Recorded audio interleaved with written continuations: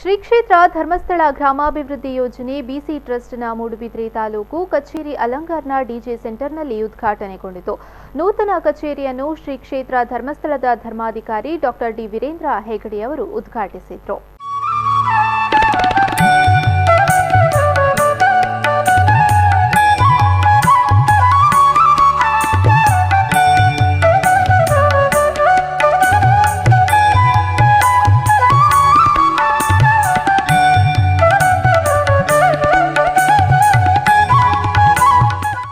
ಅಲಂಗಾರು ಮಹಾಲಿಂಗೇಶ್ವರ ದೇವಸ್ಥಾನದ ಆವರಣದಲ್ಲಿ ನಡೆದ ಸಭಾ ಕಾರ್ಯಕ್ರಮದಲ್ಲಿ ಜ್ಞಾನ ವಿಕಾಸ ಕೇಂದ್ರದ ಅಧ್ಯಕ್ಷೆ ಹೇಮಾವತಿ ವಿ ಹೆಗಡೆ ಅವರು ನೂತನ ಕಚೇರಿಯಲ್ಲಿ ಜ್ಯೋತಿ ಬೆಳಗಿಸಿದರು.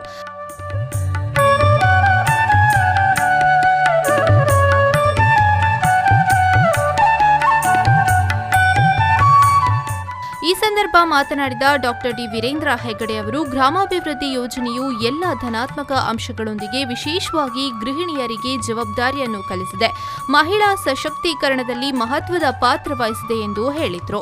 ನಮ್ಮ ಯೋಜನೆದ ಒಂದು ಉದ್ದೇಶನೇ ಮಹಿಳಾ ಸ್ವಾವಲಂಬನೆ ಅಂತ ಬಂದು ಇತ್ತೆ ಶ್ರೀಮತಿ ಹೇಮಾವತಿಯರು ಪನ್ನೊಂದಿತ್ತೇರು ಎಲ್ಲಿ ಪುನಃ ಇಡ ಬತ್ತದರ ಅಂತ ಕೆಂಡ ಪಕ್ಕ ಪೊಂಜೋಕ್ಲೇನು ಇಲ್ಲದ ವಿದೇಪವರ ಬುಡುಪೇತಿ ಜೇರು ಪನ್ನೊಂದಿತ್ತೇರು ಐತ ಅರ್ಥ ಆ ಕಾಲದ ಒಂಜಿ ಸತ್ಯ ಅಂಚೆತ್ತನು ಆ ಕಾಲದ ಒಂಜಿ ಬಿಗ್ಗು ಅಂಚೆತ್ತನು ಸಂಸಾರ ಅಂದ ಪಂಡ ಇರುವೆಲ್ಲ ಒಟ್ಟಿಗೆ ಎಪ್ಪಟ್ಟಿಗೆ ಕಂಡನೆ ಬಿಡೇದಿ ಇರುವೆರ್ನೆಲ್ಲ ಸಮಪಾಲು ಸಮಬಾಳು ಸಮಪಾಲು ಜೀವನ ಅಂತ ಬಂದು ಆಂಡ ಏಪಲ ಪೊಂಜೋ ಇಲ್ಲಲೇ ಎಪ್ಪೋಡು ಇಲ್ಲದ ಕೆಲಸ ಮಾಡ್ಕೊಡು ಕೈಕಾಂಜಿಲೆನ್ ತೋಡು ಜೋಕ್ಲೆನ್ ತೆದ್ದೋಡು ಜೋಕ್ಲೆನ್ ಸಾನ್ಕೊಡು. ಈ ಸಂದರ್ಭ ಬೆಳಗಾವಿಗೆ ಪದೋನ್ನತಿಯೊಂದಿಗೆ ವರ್ಗಾವಣೆಗೊಂಡಿರುವ ಕಾರ್ಕಳ ತಾಲೂಕು ಯೋಜನಾಧಿಕಾರಿ ಕೃಷ್ಣ ಅವರನ್ನು ಪುರಸ್ಕರಿಸಲಾಯಿತು.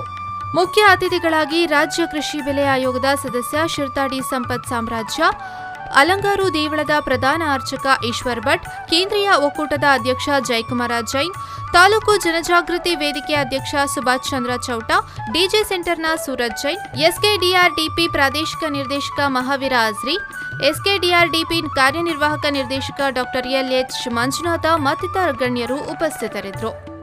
ಪ್ರೇಮಶ್ರೀ ವಿ4 ನ್ಯೂಸ್ 24/7 ಮೂಡಬಿದ್ರೆ.